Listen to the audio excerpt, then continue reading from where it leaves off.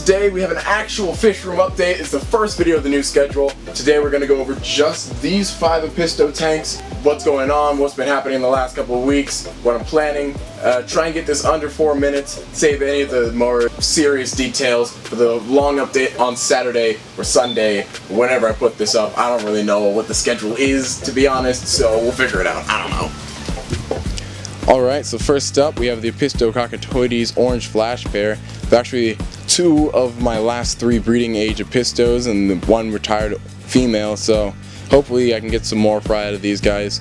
They haven't been able to produce anything significant. Every time they spawn they usually lose them in a couple days, so maybe next time I can try and focus more on these guys and give them a bit more attention, try and get them to produce some more fry. I've been kind of distracted with the Winkelfleck and the bristlenose plecos and everything, so these guys kind of get left behind. Hopefully I can get my orange flash colony back up and running maybe one day, but yeah, moving on. Alright, so next up are my Apistogramma CF Panduro. So these guys have spawned a bunch of times and have actually gotten their fry all the way to this right after the stage where they actually start getting their bodies in shape. But I have no idea why, but the last batch I lost and the batch before that I lost. So hopefully the next batch I can isolate maybe half of the fry and see if I can raise those on their own. Definitely one of my most productive pairs and certainly one of my coolest pairs. The male actually performs parental care sometimes when they spawn. He'll actually get yellow coloration and help out. So that is just awesome. So hopefully I can get some more fry out of these guys. Alright, moving on to the SP Winkelfleck. I'm actually kind of worried that these guys are both female. I talked with Chance Garden a couple times to see if he could make it out, but apparently these are some really hard ones to sex, so hopefully I've got an actual pair. One of them is a definite female, and the other one tends to switch back and forth between the patterns and colors of the male that you usually see.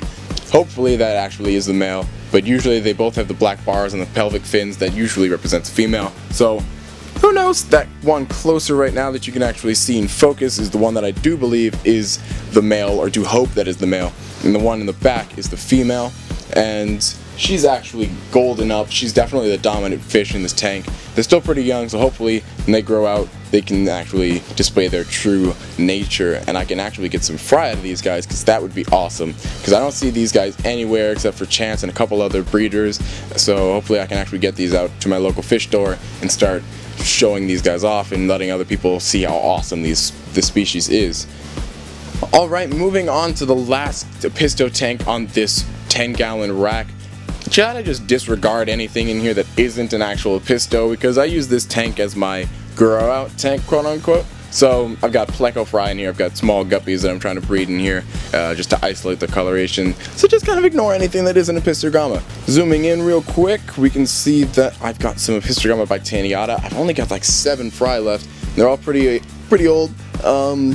Pretty sure all of them are males, unfortunately, just probably because I left this tank on a high temperature for too long and they determined as males almost completely. I think I had one female a while ago, but she probably died when I had to do all that changing and stuff. Hopefully I can get more Bitaeniata out of these guys, but these guys have actually not grown so much in the past couple of months, so maybe I need to put them in a bigger tank. Hopefully they can kind of bounce back from that stressful period of building the rack and moving the tanks around and everything.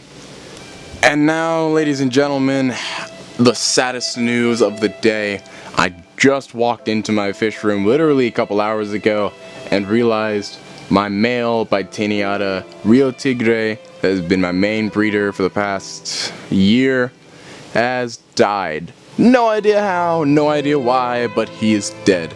Maybe the female turned on him, maybe water conditions weren't right, maybe he was too old, maybe he ran into a wall. I have no idea.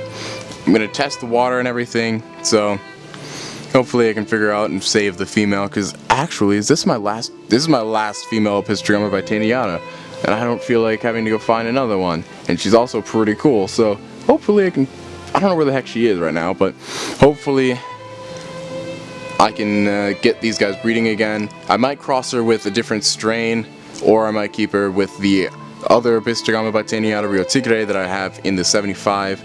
Oh, she's way in the back. I wonder if I can even focus on her right now. Barely see her behind that last coconut. So yeah, gonna go make sure that the water's all perfect and everything. Then I'm gonna give her about a week and then introduce one of the other two males. There's actually one other Apisto in here. There's one of their fry that I never managed to get out of the tank, and he's just been running around trying to not die for the past like 3 months, so hopefully he's okay too. But yeah, that wraps it up for today, so see ya.